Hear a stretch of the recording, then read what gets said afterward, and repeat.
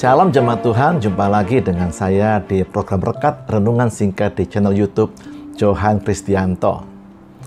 Banyak orang mengatakan di dunia yang sempurna ini kita bisa menghindari kritikan atau teguran yang menyakitkan. Tapi hal itu hampir pasti tidak bisa dihindari di dunia kita. Mungkin Anda tahu mengapa? Ya, karena kita tidak sempurna ya. Koki yang sudah puluhan tahun memasak menu yang sama pun bisa berbeda rasa masakannya kadang-kadang.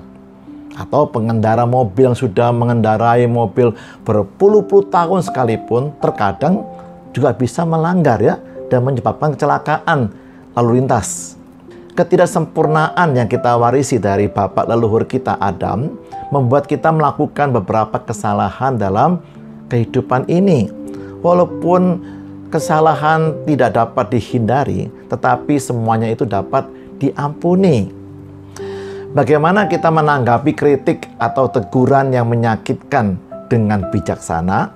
Amsal 29 ayat 1 memberitahu kita bahwa siapa bersih tegang leher, walaupun telah mendapat teguran, akan sekonyong-konyong diremukkan tanpa dapat dipulihkan lagi. Tetapi sebaliknya, kata Salomo di Amsal 19:20, dengarkanlah nasihat dan terimalah didikan, supaya engkau menjadi bijak di masa depan. Salomo mungkin sedang memikirkan ayahnya Daud ya saat menulis Amsal ini. Kita pasti ingat bahwa pada puncak kekuasaannya, Daud bertindak sesuka hatinya sendiri dalam sebuah hubungan perzinahan dengan seorang wanita yang telah bersuami, namanya Batsheba. Saat Batsheba memberitahukan Daud bahwa ia sedang mengandung, Raja Daud menjadi panik dan segera merancang sebuah rencana untuk menyelubungi dosanya yang menyebabkan pembunuhan suami Batsheba, yaitu Uriah. Selama masa 6 bulan sampai setahun, Daud berusaha menutupi jejaknya. Dan selama masa itu, tak seorang pun berani menegur Raja Daud akan dosa gandanya, perzinahan dan pembunuhan. Daud tahu hal itu memang salah, tetapi Daud menolak untuk menanggapi semua teguran yang didatangkan Tuhan ke dalam hidupnya. Akibatnya ia merasakan kesakitan yang tak habis-habis dari rasa bersalahnya, seperti yang Daud tulis di kitab Mazmur 32 ayat yang ketiga dan yang keempat. Selama aku berdiam diri, tulang-tulangku menjadi lesu, karena aku mengeluh sepanjang hari. Sebab siang malam tanganmu menekan aku dengan berat, sumsumku menjadi kering seperti oleh teriknya musim panas. Tuhan belum selesai berurusan dengan hamba pilihannya ini. Tuhan mengutus Nabi Nathan ke istana Raja Daud untuk mengacungkan jarinya ke arah Daud yang menyatakan ia telah berbuat dosa yang besar.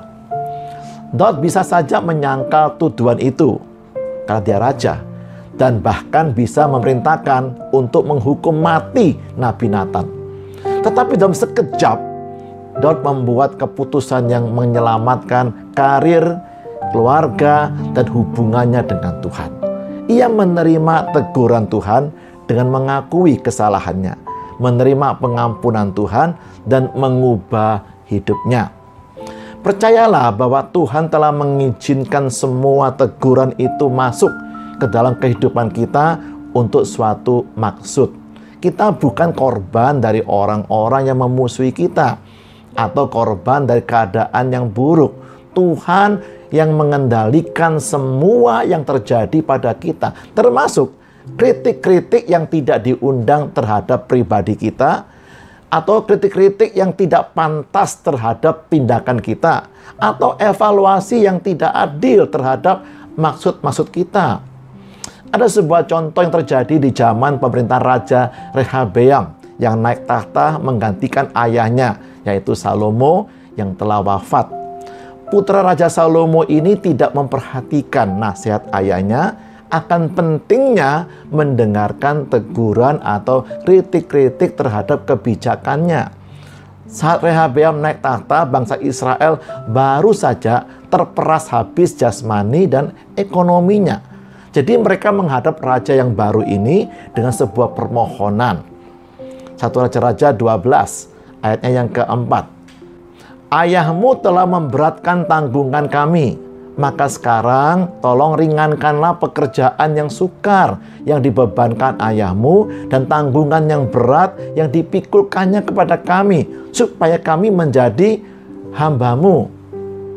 Sesudah itu Rehabeam meminta nasihat dari para tua-tua yang selama hidup Salomo mendampingi Salomo ayahnya. Katanya, apakah nasihatmu untuk menjawab rakyat itu? Ayat yang ketujuh, mereka berkata, jika hari ini engkau mau menjadi hamba rakyat, mau mengabdi kepada mereka dan menjawab mereka dengan kata-kata yang baik, maka mereka akan menjadi hamba-hambamu sepanjang waktu. Ayat yang ke-13, pilihan Raja Rehabeam sebaliknya. Raja menjawab rakyat itu dengan keras. Ia telah mengabaikan nasihat yang diberikan para tua-tua kepadanya. Bahkan ayat 10, dia bilang begini, kelingkingku lebih besar daripada pinggang ayahku. Artinya, kalian tahu nggak? Kekuasaanku jauh lebih besar dari ayahku, Salomo. Ayat 11, maka sekarang ayahku telah membebankan kepada kamu tanggungan yang berat, tetapi aku akan menambah tanggungan kamu. Ayahku telah menghajar kamu dengan cambuk, tetapi aku akan menghajar kamu dengan cambuk yang berduri besi. Raja menjawab kritikan dari rakyatnya dengan cara mendamprat mereka dengan keras. Kelihatannya raja berhasil membungkam para pengkritiknya. Tetapi itu tidak bisa berlangsung lama. Kemudian bangsa Israel memberontak, kerajaan terpecah menjadi dua, dan raja muda yang sombong itu dipersalahkan karena perang saudara yang menghancurkan bangsanya sendiri. Nantikan dan sambutlah teguran atau kritikan yang datang dari siapa saja. Siapa tahu itu merupakan bukti kasih dan kepedulian Tuhan kepada kita. Amin. Tuhan Yesus memberkati kita semuanya. Shalom.